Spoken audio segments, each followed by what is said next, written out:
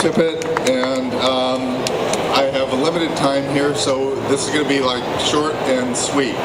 So what I brought for you today is kind of my version of like the history of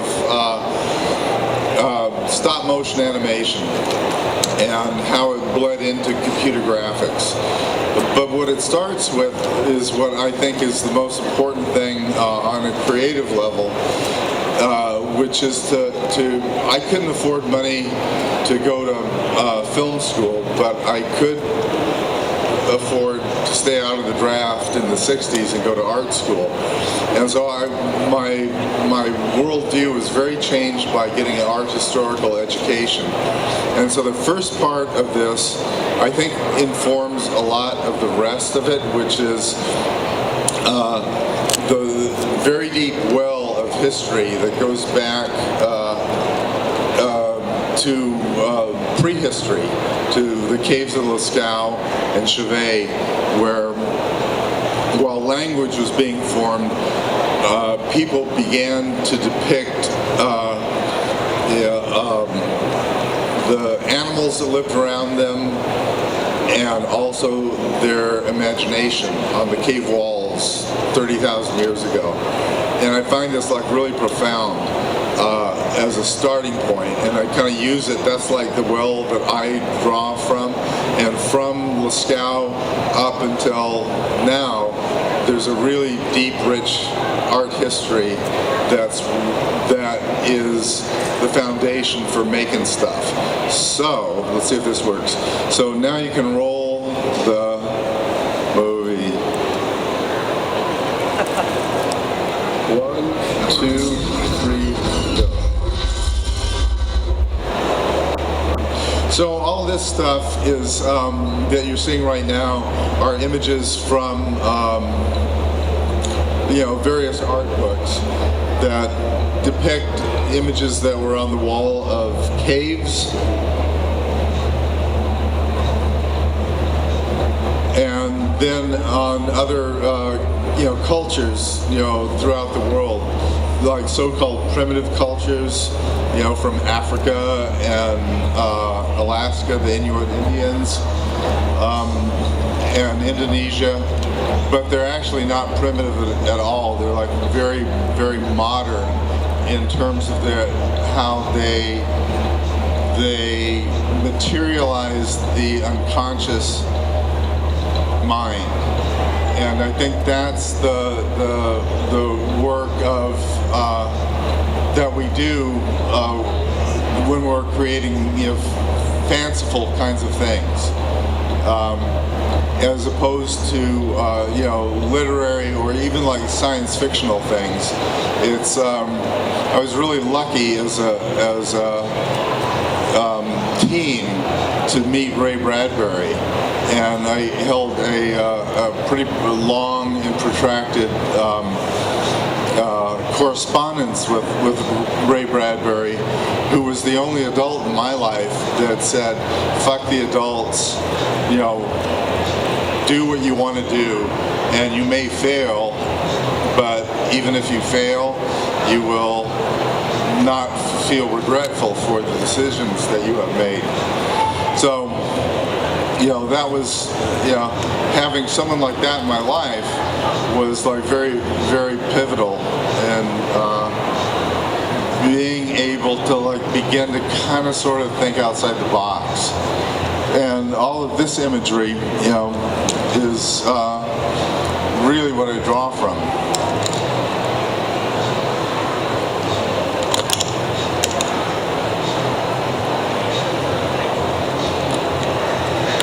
It's worlds of like heavens and hells and gods and monsters, that have proliferated throughout the centuries. It's at the core of mankind's attempt to understand what cannot be understood.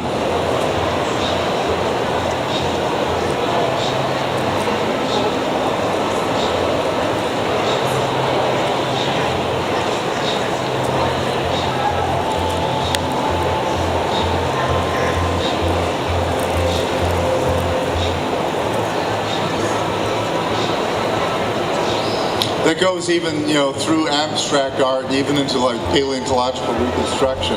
There's a lot of, on the caves of Lascaux, there were depictions of the woolly mammoth, and mammoth skulls had been found in the earth, but no one knew what the things were. They actually even gave rise to the idea of the mythological cyclops, but it wasn't until that paleontologists were able to discern the drawings on the caves of Lascaux that the elephant had a trunk which didn't have any bones in it, which is all muscle, which had been dissolved.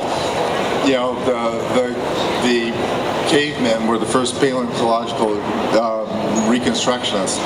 And so, then we move on to the inception of cinema, and George Millet, who was the giant upon whose shoulders, everybody that's involved with visual effects and motion pictures really stands.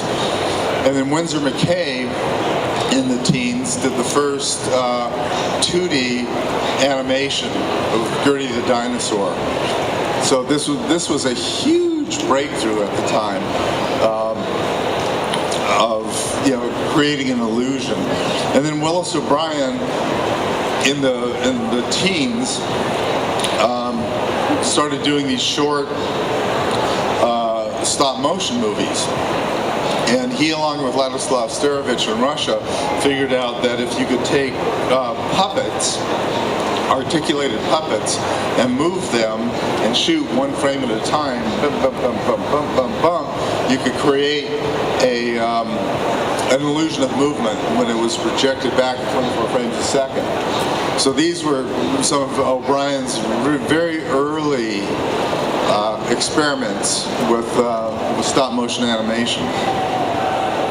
First National Pictures hired him to do a theatrical feature version of The Lost World silent movie, and the reviews that came back on this movie was, even though we look at it right now and we say, well, it looks kind of funky and the things look like they're made out of paper mache, at that point in time the audiences were like mesmerized. They actually thought people had gone out into the Amazon and shot dinosaurs because they'd never seen anything like it before.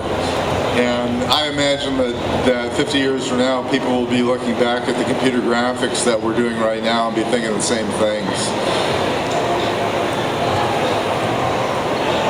This is the work of Ladislav Starovich, who is a Russian stop-motion animator who was kind of the godfather.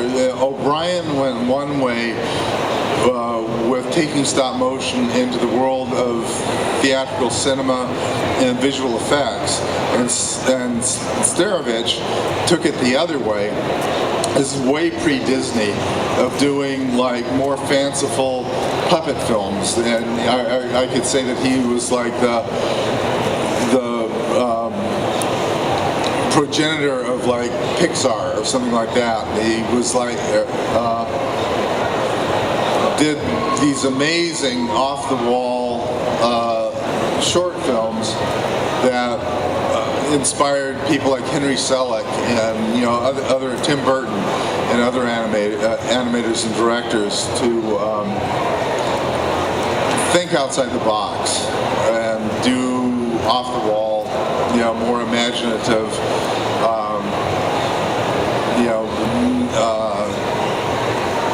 stuff that convention or the corporate mind would not allow.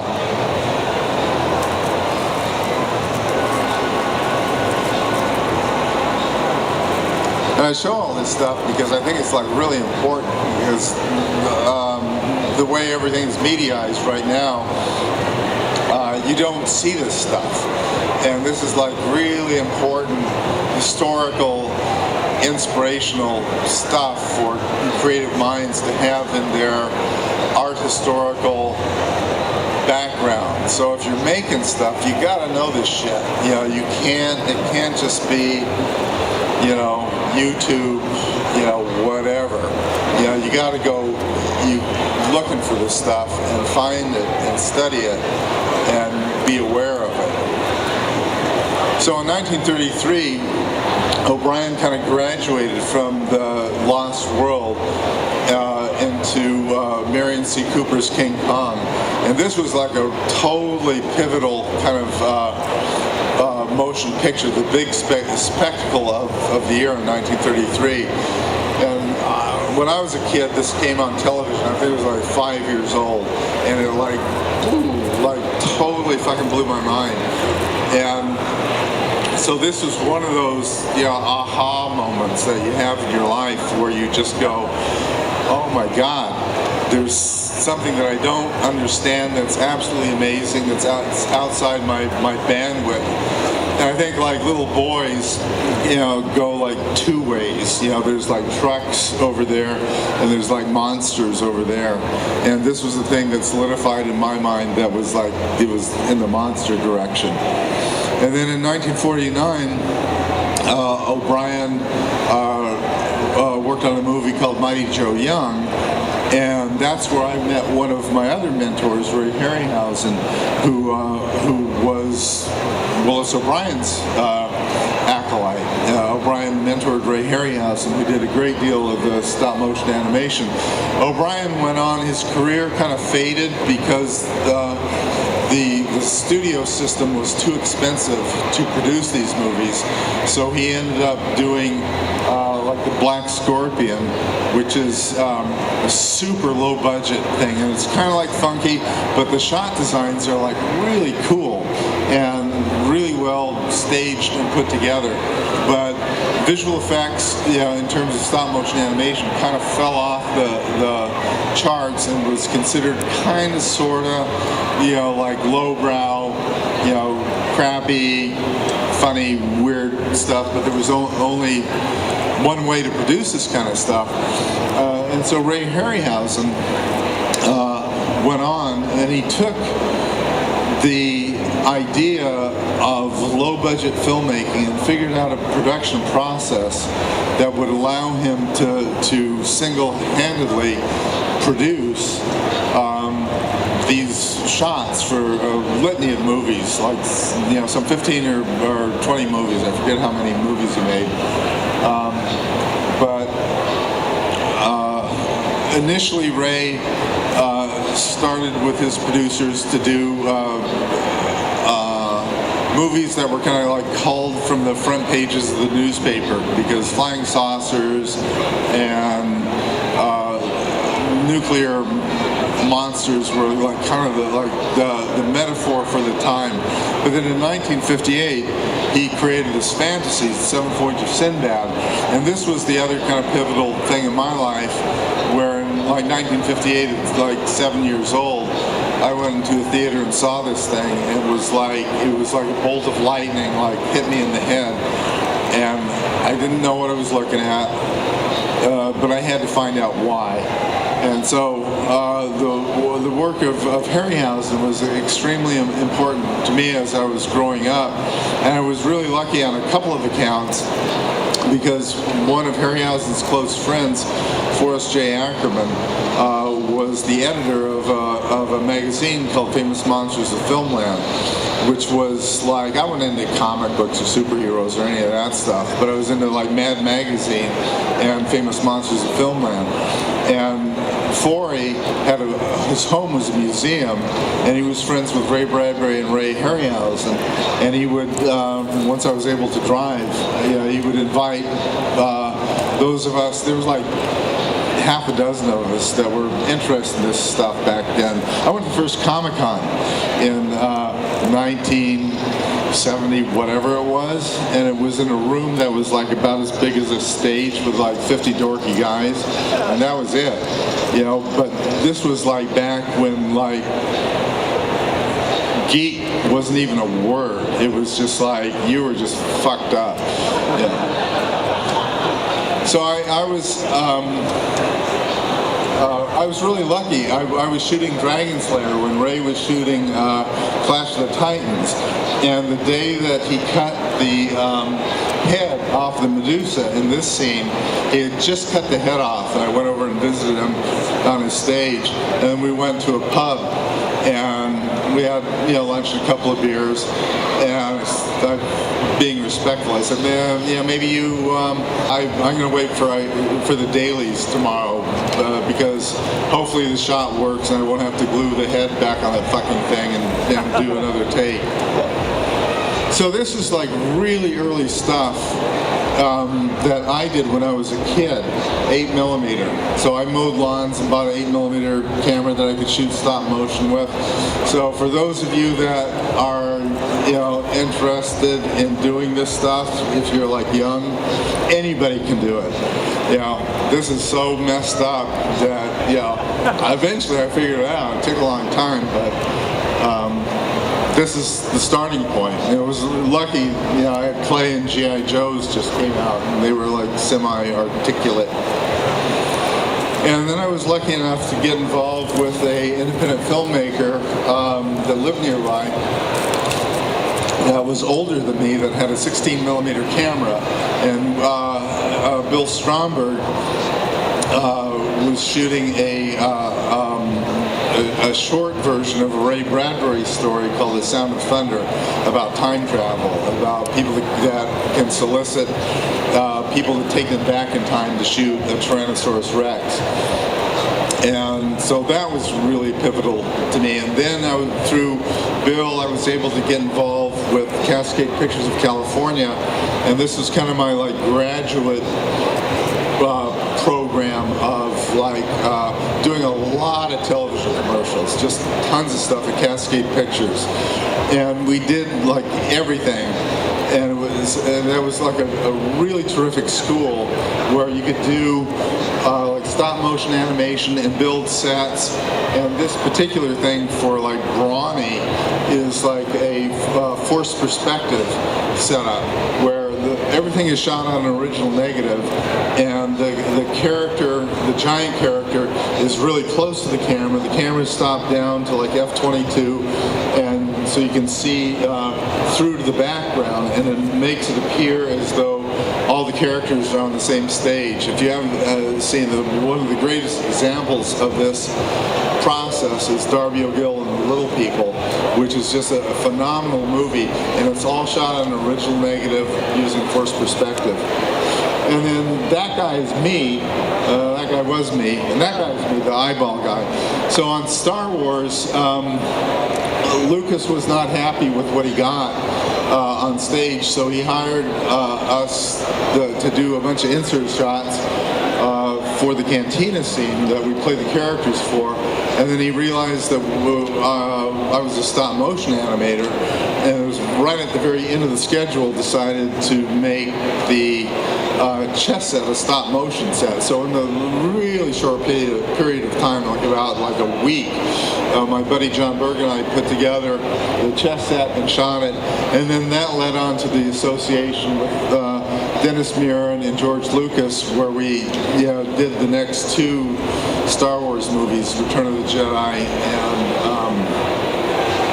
and Empire. And all this stuff was achieved using stop motion animation.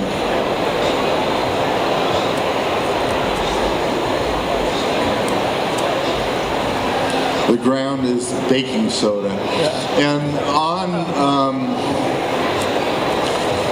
on Empire, we started to develop the motion control technology, and we refined it in this movie, Dragon Slayer. And essentially what it is it's like a bunraku or Japanese puppet, but it's all hooked up to XYZ stepper motors. So it's a really convoluted, complex technology. Stepper motors. That allowed the characters to be blurred in the final photography, as opposed to the staccato of stop motion. And then I went on to Return of the Jedi and designed Jabba the Hutt and the Rancor and a number of other characters. And Rancor, we ran out of time when we were trying to shoot it. George wanted it to be like a costume, like a good Godzilla thing. But it it never worked. And we were like 3 months away from the release of the movie, and he said, yeah, whatever, just figure out how to do it. So Dennis Muren came up with the idea of building a hand puppet that was, maybe about this big. So I designed it and sculpted it, and I operated the head, another guy operated the arms, another guy operated the legs, and we shot at high speed to give it scale. But in order to do that, we had to shoot at like 72 and 96 and 120 frames a second. So the performances were really weird, and like stop motion animation, where you're kind of sculpting in time over a protracted period. The performances were literally, the camera gets up to speed, and it's kind of intimidating it, and the camera like starts going and goes like zzz, and the camera assistant goes like speed, and then you go like pop, pop, pop, pop, pop, and we would do like 60 takes a day, and we had no idea what we were doing. And like George would come into dailies and go like, how many takes do you got? And we go like 60. He goes like, pick the 5 best and show them to me. I don't want to waste my time. So then, after my stint at Lucasfilm, I kind of broke away and I did the thing that you just previously saw, which is a stop motion short that I produced myself called Prehistoric Beast. That was kind of getting dinosaurs and King Kong out of my system. And that led to CBS coming to us and doing a quasi-documentary called Dinosaur that Christopher Reeve narrated when he was not hurt.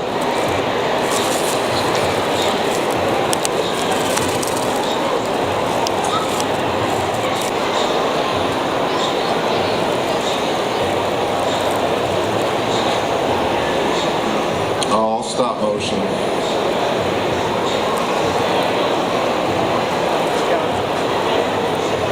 And then I got a call from one of my buddies, the producer of Piranha, Joe Dante's first movie, was a friend of mine, called me up to do RoboCop. And so I showed up and met Paul Verhoeven.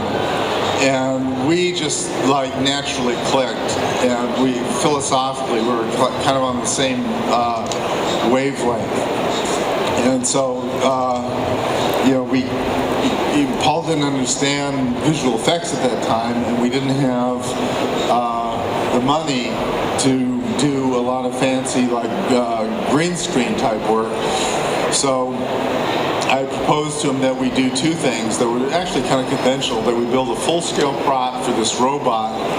When it's standing, it doesn't do anything, but in stop motion would carry on all the ambulatory action work.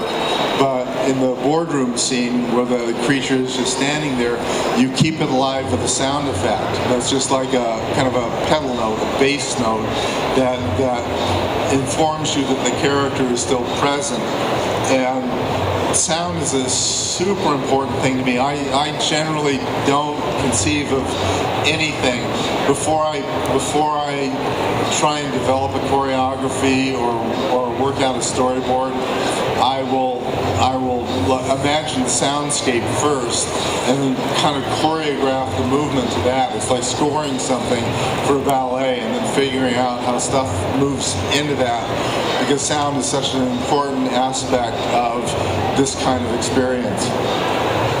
And then RoboCop 2 was a crappy movie, but we had like a lot of fun doing it. It had like I met this kid, Craig Hayes, who designed Ed 209. He was in his early 20s, and Craig got like totally pissed off because the Japanese were able to copy Ed 209 and turn it into like final kits like overnight. So for RoboCop 2, he created this incredibly complicated thing, and they produced that overnight as a toy and like whatever. Jurassic Park. These are stop motion animatics. At the beginning of Jurassic Park, we were going to do the film conventionally. At that time, the confidence level in computer graphics was not that high. So these were like layouts. Steven Spielberg and Kathy Kennedy, they didn't have the money to actually fund the visual effects for the movie, and we did not know it was going to move into computer graphics at that time. And there was this kind of watershed moment where Dennis Muren and Steve Williams and Mark DePay at ILM cobbled together a few elements and scenes that proved that a organic physical entity could be shot and put on screen with computer graphics. And prior to that, ILM had done the Stained Glass Man for Young Sherlock, and the Water Snake for Abyss, and Terminator 2, which are all like kind of hallucinogenic kind of things that suit themselves for the computer. And no one had really done convincing creature characters. So Jurassic was really that watershed moment. But these animatics that we did were to help. Steven wanted to shoot like really fast. He said, we're going to shoot this movie like a Clint Eastwood movie, only 1 or 2 takes. And so he wanted everybody to understand for the key dramatic scenes, the Tyrannosaurus panic and the raptor kitchen, and since we were working with children, everybody had to understand immediately what it was that we were up to. And so that's why we did these, kind of very blocky, very crude animatics. But if you took the soundtrack to the actual finished movie and you applied that to the animatics, it plays over. So what it essentially was like John Ford or Alfred Hitchcock would shoot and plan movies this way. And all the work was done up front with elaborate storyboarding, and all the work was figured out before the fact, and then you go out and shoot the movie, and you make adjustments, things change, weather fucks you up, and so you just have to adjust, but you start from a premise that you know you're going to follow through on. It's very architectonic in a way. And then on Starship Troopers, a few years later,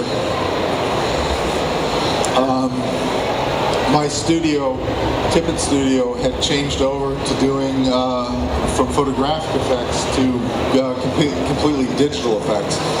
So this was a really great project, for me to work on.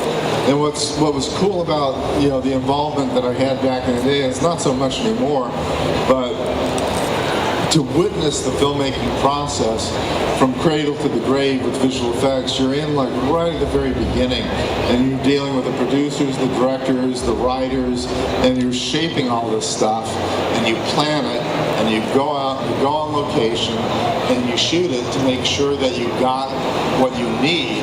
And that many times has to be like very specific to make sure that eye lines are right, because actors are acting against things that aren't on the set, they're just imaginary. And so you have to like talk them through this process of making sure that whatever their beats are, they're in the right place. You shoot that stuff, and sometimes it's like 9 or 10 takes. It's like, no, it's not working, we gotta do another take, their eye line was off. It's like, So you just keep hammering it until you get it, and then you've got the work that you can bring back in the shot. So years later, after bitching about working with directors all my life, my buddy John Davison, that produced Troopers and RoboCop, got tired of me and said, "Here, you have to direct this low budget direct-to-video Starship Troopers movie," which I directed. It was my first and last directorial thing because I did not get along with the studio. But I just ran into one of my actors for this movie last night. I got totally lost in this place, and I just didn't know where I was, and I was trying to find this place. And this guy goes Phil, who's one of my actors in Starship Troopers 2, who was able to get me here. So it was that was kind of amusing. And then my studio is over the years done a number of other things in the computer graphics vein. Spiderweb Chronicles. And then, how many of you people have seen these things? You know, it's just like all the girls. You know? So they were fun to work on. You know, I never completely understood them at all, but it was a really good gig in that usually what you do, everything you do is pretty much a prototype.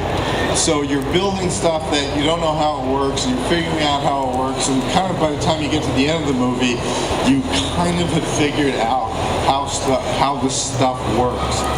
But the Twilight movies was a really terrific opportunity because there were so many of them to refine and define the character of things and really get behind the line between wolf-human behavior and work out fur problems and kind of be the caretaker of the wolves. Oh. And we got to rip people's heads off. That was good.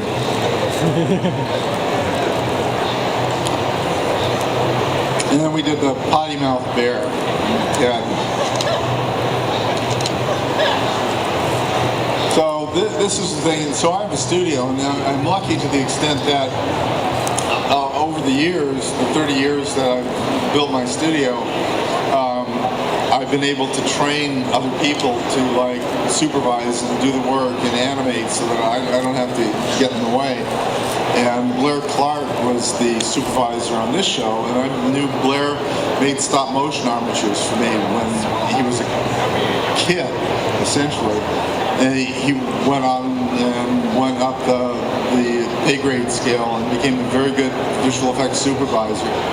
And pulled all this stuff off, and I didn't even have to think about it. I would just occasionally put my head into dailies and look at it and go like, yeah, well. And then I kind of got tired of all this shit that I had to eat working for the studios as they became more and more corporatized. And back in the day, it was more like kind of like being a cowboy working for like Lucas and Spielberg and Verhoeven, and we were all kind of on the same page. But I had some other ideas, so I started about 30 years ago making these series of short films called Mad God. That's kind of like off the grid, quasi-surrealist, conceptual. More like silent filmmaking than conventional theatrical filmmaking, but it allowed me because I had the equipment, I had the gear, I had people that were interested that missed the period of time when you did hands-on creation of stuff, but they were workers in the computer graphic field that wanted to help me make this handcrafted stop motion live action thing, and so we're making it. So we just did 2 o'clock we're going to screen Mad God Part 1, and we just finished Mad God Part 2, and we're authoring it right now and going to get it out as Blu-rays. So if you want to, I have no idea where it's going to be screened, but it's, show up for that and you can see these things if you are so obliged. So that's my show. Yeah! Thank you. Thank you.